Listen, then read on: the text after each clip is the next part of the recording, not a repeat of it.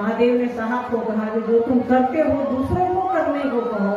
साहब ने हम लोगों को कहा, दीदी ने हम लोगों को कहा कि जो आप करते हैं दूसरों को कहिए। हम तो आप क्या करते हैं, हम आप करते हैं कि शिव को अपना बनाते हैं, उनसे दया मांगते हैं, हे शिव आप मेरे गुरु हैं, मुझ शिष्य पर दया कर दीजिए। ऐसा लोगों को समझाने के लिए साहब ने कहा।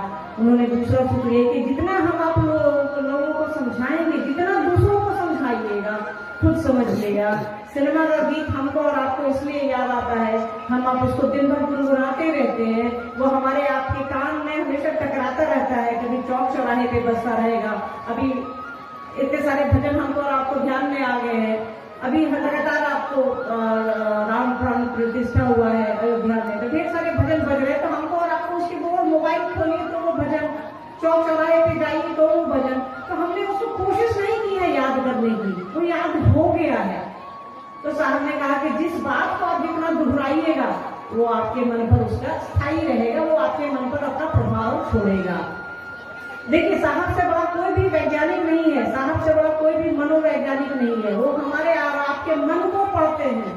जैसे साहब ने लिखा है ना कि शिव मन के परिमार्जन के चिकित्सक हैं, तो वैसे ही साहब हमारे आपके मन को पढ़ने वाले सबसे बड़े वैज्ञानिक धरती पर है। उनको मालूम है कि मनुष्य की प्रकृति क्या है, इंसान कैसे समझता है चीजों को, तो हमको और आपको समझाने की कोशिश करते हैं।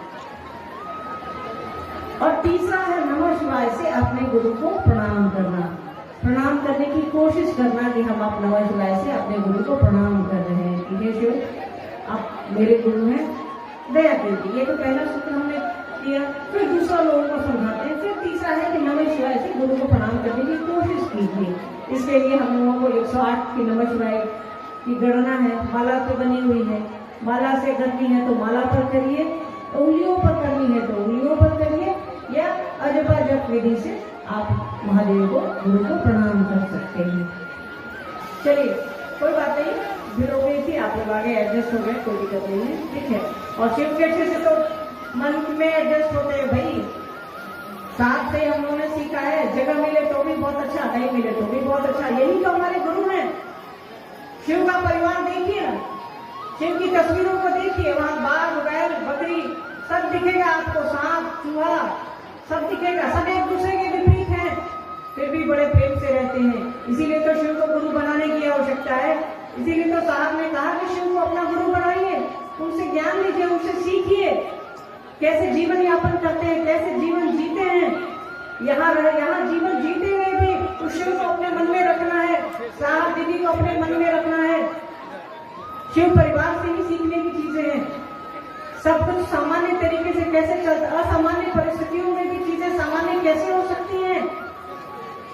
आज कुछ नहीं है खाने को, भात नमक खा करके शिव के शिष्य हो जाते हैं, आज पनीर और रोटी खा लेते हैं। यही तो शिव की शिष्यता हमारे आपके मन को बदल रही है। इसीलिए तो साहब ने कहा कि जन जन को शिव का शिष्य बनाइए, लोगों को प्रेरित करिए।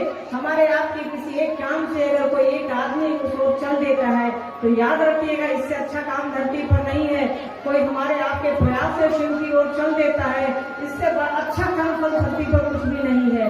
तो साहब जैसा कहते हैं करिए, साहब कह रहे हैं शिव शिष्य बनिए और शिव शिष्य बनाएंगे, कोई नई बात नहीं है। सारे शास्त्र कहते हैं हमारे आपके शिव गुरु हैं, उनको गुरु बनाइए। साहब ने तरीका बता दिया आपको सबौर आने का। मुझे रास्ता नहीं मालूम, हो सकता है आप लोगों से अनेक लोग होंगे जिनको रास्ता नहीं मालूम यहाँ का, आपको पूछना पड़ा होगा। रामू भाई ने हर जगह रोड मैप बनवाया है कि यहाँ से यहाँ जाइए, वहां जाइए, बाएं जाइएगा, दाहिने जाइएगा, तब सबौर जाइए, मैदान मिलेगा। तो जिसको मार्ग पता है उसके साथ हो लीजिए। साहब से बड़ा कोई शिव का शिष्य नहीं है धरती पर, हमको और आपको उनसे सीखना चाहिए। शिव शिष्य की तरह सीखे, हम आप इंसान की तरह सीखे। जब हम आप शिव शिष्य हो जाएंगे तो इंसान भी बन जाएंगे हम आप, क्योंकि आज के दौर में तो इंसानियत ही नहीं है। लोग कहता है कि महादेव के पहले से गुरु नहीं थे जो आज गुरु बनाने की जरूरत पड़ी है। ये शिव की इच्छा है कि वो हमारे आपके गुरु बने, पूरी सृष्टि के गुरु बने।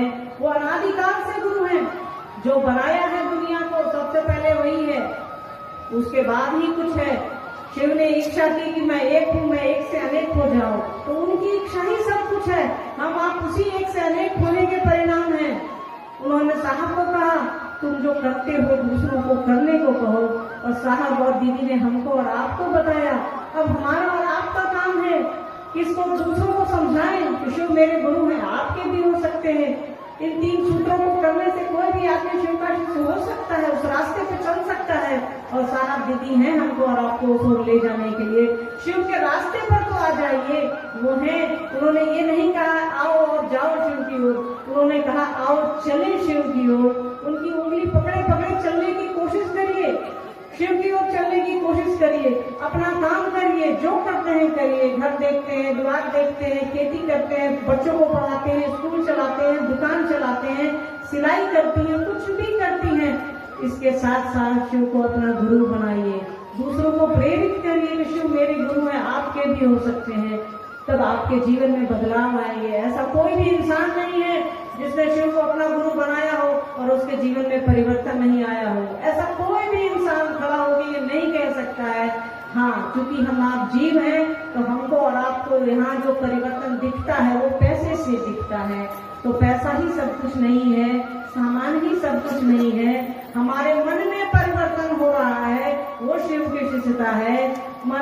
एक कहावत हम लोग बचपन में सुना करते थे, मन चंगा तो कटौती में गंगा। शिव आपके मन को विस्तारित करते हैं, शिव आपके मन को आसमान से भी बड़ा बनाते हैं। तो ये जगत तो बहुत छोटी सी चीज है, हमारा आपका मन विशाल बनता है। जगत धीरे धीरे हल्का होने लगता है, दुनियादारी धीरे धीरे चलती है, रुकती नहीं है दुनियादारी। साहब ने कहा किसी चीज को रोकने की आवश्यकता नहीं है, बस अपने मन को शिव की ओर करने की आवश्यकता है, अपने मन को उस ओर ले चलने की आवश्यकता है। आप बस उधर ले चलिए, आपके मन को विस्तारित तो गुरु करेंगे, आपके मन को बड़ा तो शिव करेंगे। उन्हीं की दया से हमारा आपका मन चलता है, उन्हीं की दया से ये शरीर चल रहा है। वो परमात्मा ही है हमको और आपको बनाने वाला, और वही परमात्मा गुरु की कुर्सी पर बैठा है। तो चलना आसान है, चलने की कोशिश करिए। इस ओर कोई भी मिले उसको जरूर समझाइए कि शिव मेरे गुरु है, अपना गुरु बनाओ। और बताइए, अपने जीवन की अनुभूतियों को बताइए कि शिव को गुरु बनाने के बाद, साहब दीदी से अपना होने के बाद, साहब दीदी से जुड़ने के बाद आपको कौन कौन से परिवर्तन आपके जीवन में हुए हैं। आप लोगों को बताएंगे तो लोगों को लगेगा आज के दौर में भी ऐसे होते हैं जिनका मन इस तरह का। इतने प्यार से हम इतने लोग बैठे हैं, मतलब इतने लोग हैं यहाँ के कुछ कहा नहीं जा सकता है। बड़े प्यार से बैठे हैं, जगह सबको है, मतलब कोई नहीं जानता कौन किस जाति का है, कौन किस धर्म का है, कौन किस पंथ का है। तो साहब और दीदी की कृपा देखिए, महादेव की दया देखिए कि हम आप यहाँ इतने प्रेम से बैठे हैं। अगर हमारे आपके गुरु शिव नहीं होते, एक घर में रहते हुए तो 5 आदमी 5 कमरों में रहता है। यहाँ तो हम लोग हजारों की संख्या में यहाँ बैठे हैं और बड़े प्रेम से बैठे हैं यहाँ। ये उस गुरु की दया है, शिव की दया है, साहब दीदी के आशीर्वाद का खेला है ये, और कुछ भी नहीं है।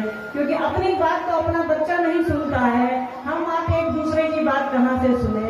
ये साहब ने कहा है जो उसका खेला है, शिव हमारे गुरु, ये शब्द का खेला है जिसमें ताकत महादेव ने भरी है, जिसको शुरू किया है साहब और दीदी माँ ने।